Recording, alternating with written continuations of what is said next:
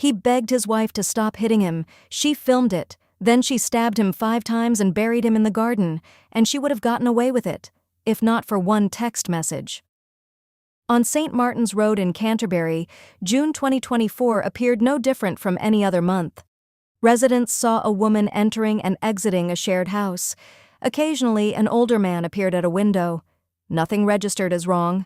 No screams, no police cars, no reason to stop and stare. But inside that property, in an attic room, Jeremy Rickards was already gone. His body had been moved from a cupboard to the back garden, placed inside a holdall bag, and covered with grass cuttings. The woman still used his bank card. The man simply stopped being visible. Ordinary street, ordinary house, extraordinary violence. Jeremy Rickards spent 35 years as a geologist searching for gold and diamonds. His work took him to Mali, to Saudi Arabia, to some of the most isolated mining camps on Earth. He understood what lay beneath the surface. He could read rock formations and trace mineral veins that had been hidden for millions of years. Colleagues remembered him as quiet, kind, and soft-spoken. He never raised his voice at work. He never needed to. His authority came from knowledge, not volume. That same gentle disposition would later become a vulnerability inside his own home. The man who found hidden treasure could not find a way out.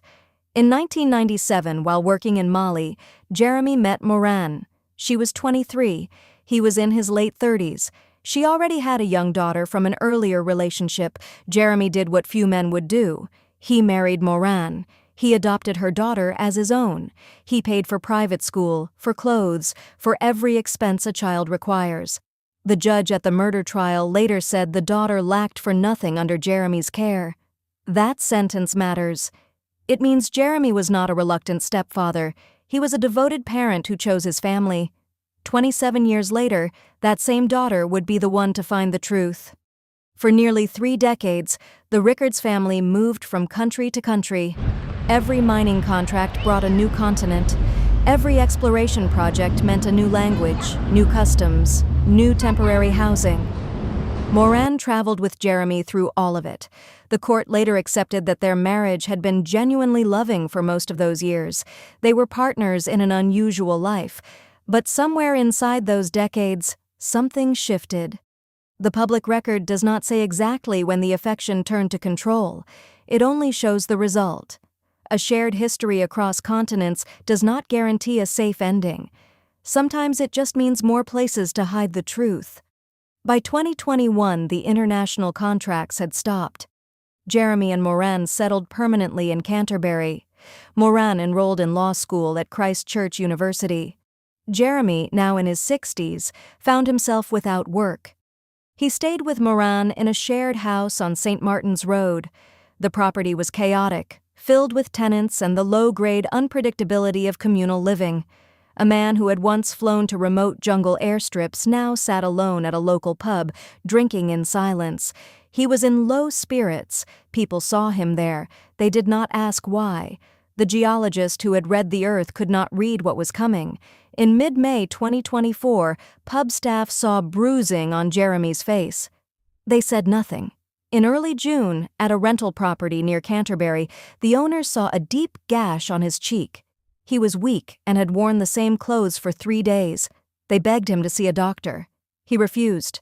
When he returned to St. Martin's Road, other tenants noticed black eyes and a swollen cauliflower ear. Someone asked what had happened. Jeremy said he had been in a car accident. Later, he gave a different answer.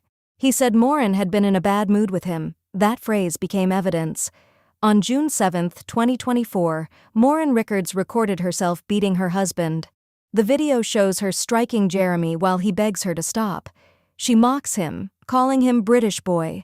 Jeremy, 65 years old and already injured, says she might kill him. Morin tells him she will. She says it clearly, directly to the camera. Then she keeps the recording on her phone. She does not delete it. She does not hide it. That video will later be played for a jury of 12 people. But on that June evening, in an attic room in Canterbury, it was simply a woman documenting her own violence. On or around June 9th, Jeremy Rickards was stabbed 5 times. 2 wounds entered his heart. The knife was never recovered. Morin did not call an ambulance. She did not call police. She hid his body in a cupboard for several days. Then she dismembered him, placed the remains in a holdall bag, and buried the bag in the back garden beneath grass cuttings. On June 20th, she bought cleaning products with his bank card. She tried to scrub the attic carpet. She failed. Instead of removing the blood, she pushed it through to the underside. Forensic teams found it there months later. Morin told friends and family that Jeremy had flown to Saudi Arabia and killed himself. She sent text messages from his phone to make the story believable. The couple's adult daughter, who was in Kenya, received one of those messages. She noticed immediately that the wording did not sound like her father. The voice was wrong. She asked Morin if she had taken over his phone. When told about the Saudi Arabia story, she did not wait. She contacted Saudi authorities directly. They had no record of Jeremy entering the country. On July 5th, she called Kent police.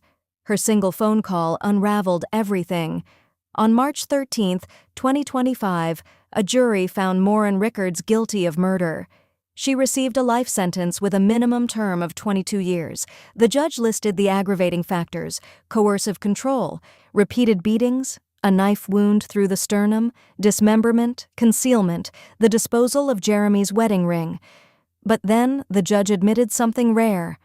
After 18 days of trial and 35,000 pieces of evidence, he said he did not know why she had killed him. No motive was established.